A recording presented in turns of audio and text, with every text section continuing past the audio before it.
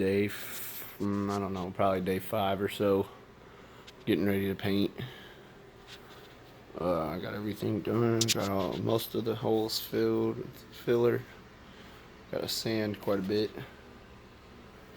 But it's coming together. Freaking TV mount.